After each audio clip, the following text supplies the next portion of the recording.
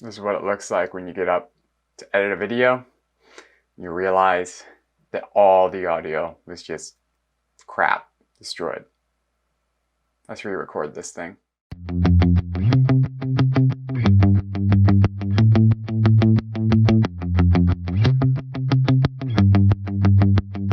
Hey guys, Ian here, and by that intro you probably know that I'm re-recording this video, so that's why in the tests I'm wearing a shirt. And also, yeah, I just have to re-record this because for some reason my Boom XD, I'm recording with it right now. That's the audio that you're hopefully hearing right now, unless it messed up again, which I'm now recording in conjunction with the DJI Video Mic V3 Pro. Basically, it was just cutting out all the time, even though I was sitting this far away from it. So if anybody has any input onto why that might be, I would be happy if you were to enlighten me, because I've never had issues like this before with it, especially from this close. And yeah, it was kind of disappointing for a $300 wireless lav mic setup. But with that being said, today's video is something that I'm very excited about, and that is the DJI Mavic Air 2's update. So it's this update right here, and the big headlining feature, other than a few safety assist features and just general bug fixes, was the ability to zoom. So basically it adds a 2x zoom in 4K and up to a 4x zoom in 1080p. Now the reason this is so exciting is because the Mavic Air 2 has a quad Bayer sensor. So basically, if you don't know what that means, check out this video here by Gerald Undone. It's a great video. I love his videos. He knows everything, but he's not a know-it-all. He just basically knows everything about cameras, video, just everything in general. So definitely go check out his channel. I would highly recommend it. But with that being said, the quad Bayer sensor basically has the option to either use very teeny tiny 48 megapixel pixels, or it can bin them together into groups of 4 to produce 12 megapixel images. For recording normal wide 4K, I'm sure it uses that binned option to kind of get the best dynamic range possible, because you only need around 8 megapixels to shoot 4K. But with that 48 megapixel option on a bright sunny day with those small pixels, you can still get a decent image, as we've seen with the 48 megapixel stills that come out of the Mavic Air 2. For video, on the other hand, this does open up some other opportunities. For example, 8K recording, which I'm still really hoping that DJI does eventually add in a firmware update. But for now, what they've added is a 4K, 2.7K, and 1080p zoom option. What I'm hoping, and what I have found now, is that they actually use this quad Bayer sensor technology to kind of use that 48 megapixels to its full potential. Because if you're going in and cropping in on that 48 megapixels, you can actually take an 8 megapixel 4K image out of that 48 megapixel sensor area. And yes, they are going to be much smaller pixels, but theoretically, that is exactly what they can do, and what I think they have done here, judging by the clarity and just how the image looks. We'll get to that in a minute. But basically, that means that rather than digitally cropping in on that 4K image and being left with, in this case for a 2x zoom, a 1080p image, you're zooming in and still recording at that full 3840 by 2160 4K resolution using the 48 megapixel quad Bayer technology rather than cropping in, because if it was just literally a digital zoom not using the quad Bayer sensor technology, I would honestly never use this feature, and I wouldn't even be making a video about it, because I would much rather do that in post-production and be able to have that full wide field of view and zoom in, because it's going to be the same quality anyway if it was a simple digital zoom with the new zoom feature.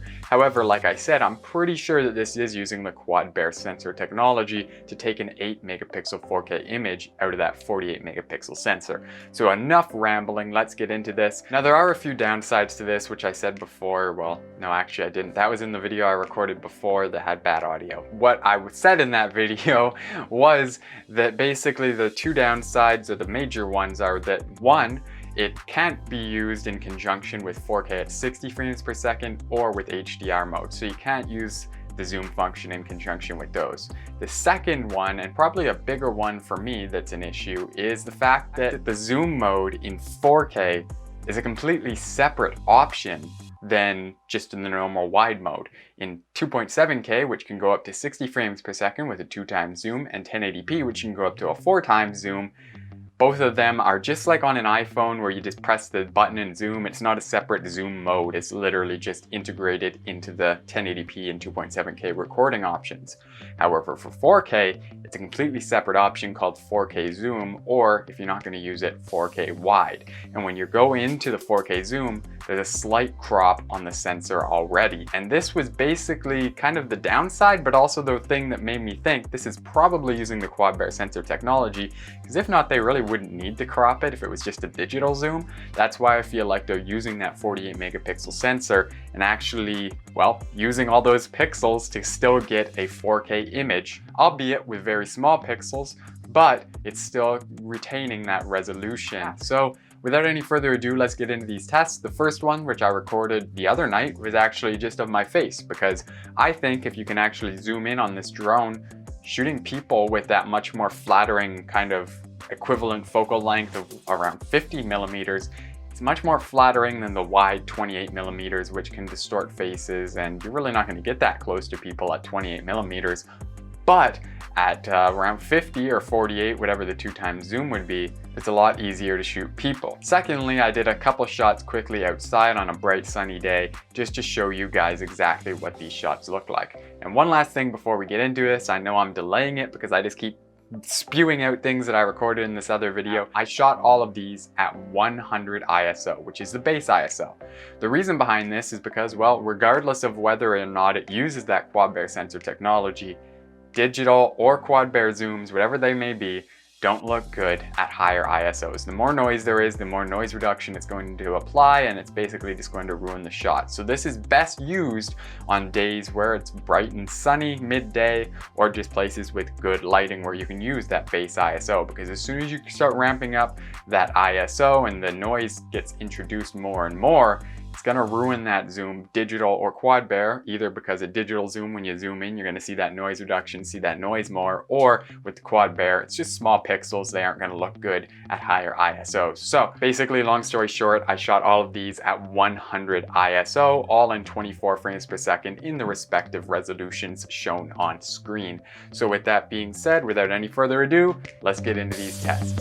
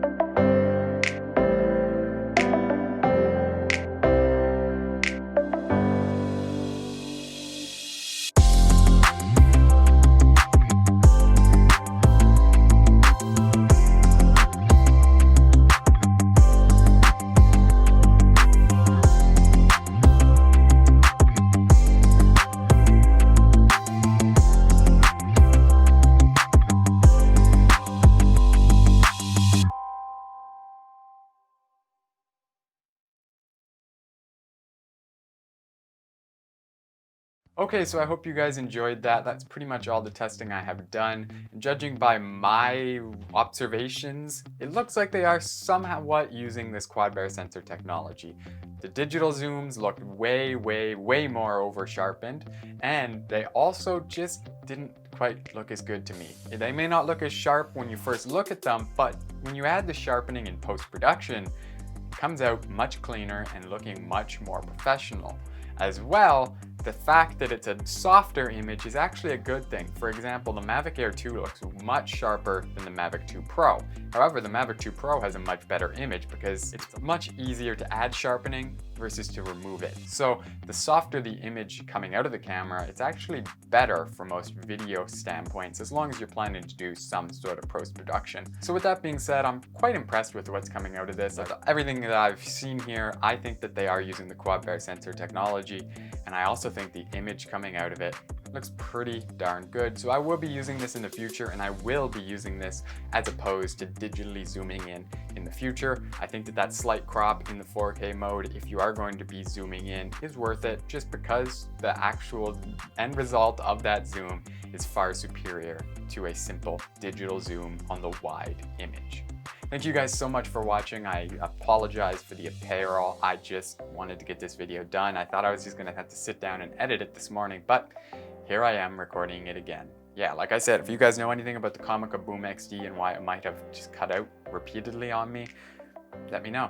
So yeah, if you guys have this drone, thinking about getting this drone, it's a pretty awesome new feature. Give it a try if you can, and yeah, let me know what you think of this video and of the results you may get if you do have it. Thank you guys again for watching. I hope you all have a wonderful day. Stay safe out there and take care, everyone. Cheers.